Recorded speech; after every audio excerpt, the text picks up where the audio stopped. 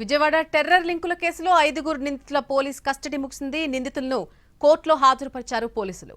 ఈ కేసులో అరెస్ట్ చేసిన మరొక 7 నిందితులను కస్టడీకి కోరబోతున్నారు. ఉగ్రమూలాల కేసులో విస్తుపోయే నిజాలు వెలుగు చూస్తూనే ఉన్నాయి.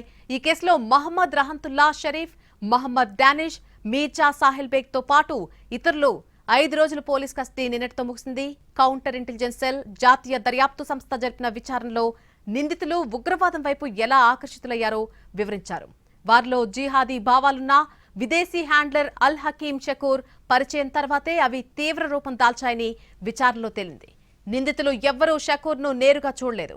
కనీసం అతడు ఎలా ఉంటాడో కూడా వారికి తెలియదు. ఇన్స్టాగ్రామ్, టెలిగ్రామ్ ద్వారానే పరిచయం ఏర్పడింది. షకూర్ తమకు మార్గదర్శిగా మారాడని, ఆయన ఆదేశాలను తూచా తప్పకుండా పాటించామని నిందితులు విచారణలో ఒప్పుకున్నారు. యువతను ఉగ్రవాదం వైపు మళ్లించేందుకు బెనెక్స్ క్యాంప్ పేరుతో రహస్య గ్రూపులను ఏర్పాటు చేశారు. ఈ గ్రూపుల ద్వారా దేశంలోని యువతను ఆకర్షించి వారిలో తీవ్రవాద భావజాలాన్ని నూరిపోసేవారు. జిహాద్ కోసం ప్రాణత్యాగం చేయడానికి సిద్ధంగా ఉన్న వారిని ఎంపిక చేసి వారికి ప్రత్యేక శిక్షణ ఇచ్చేలాగా ప్రణాళికలు రూపొందించారు. ఏపీలోనే కాకుండా తెలంగాణ, బీహార్, కర్ణాటక, మహారాష్ట్ర, పశ్చిమ బెంగాల్, రాజస్థాన్ వంటి 7 రాష్ట్రాల్లో వీరు నెట్వర్క్ ను విస్తరించినట్టుగా విచారణలో తేలింది. ఇక నిందితుల ప్రధాన లక్ష్యం భారత్ ను ఇస్లామిక్ రాజ్యంగా మార్చడమేనని అధికారులు గుర్తించారు. దీన్నే వారు గజ్వాయే హింద్ అంటే భారత్ పై యుద్ధంగా పిలుచుకునే వారిని తేలింది.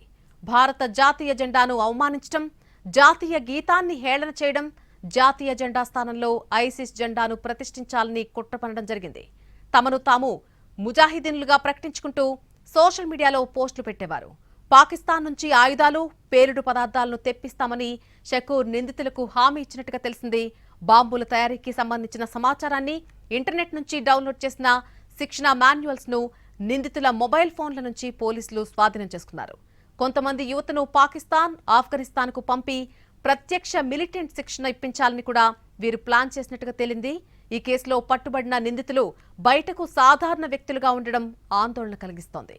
ఒకరు క్యాబ్ డ్రైవర్గా, మరొకరు హోటల్ క్యాషియర్గా, ఇంకొకరు గ్యారేజ్ లో పనిచేస్తూ సామాన్య జీవనం గడుపుతూనే తెర వెనుక దేశ వ్యతిరేక కార్యకలాపాలకు పాల్పడుతున్నారు.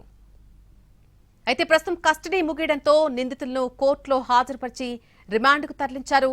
వీరి వద్ద నుంచి సేకరించిన ఎలక్ట్రానిక్ పరికరాలను ఫారెన్సిక్ ల్యాబ్ కు పంపి మరింత లోతైన సమాచారం సేకరించే పనిలో అధికారులున్నారు.